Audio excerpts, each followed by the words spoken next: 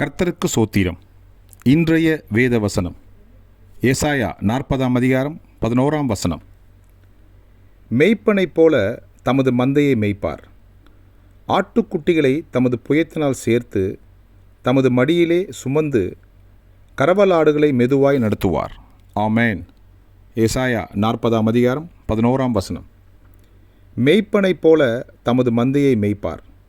ஆட்டுக்குட்டிகளை தமது புயத்தினால் சேர்த்து தமது மடியிலே சுமந்து கறவலாடுகளை மெதுவாய் நடத்துவார். ஆமேன். ஏசாயா 40:11. கர்த்தர் உங்களை ஆசீர்வதிப்பாராக, உங்களோடு கூட இருப்பாராக. ஆமேன்.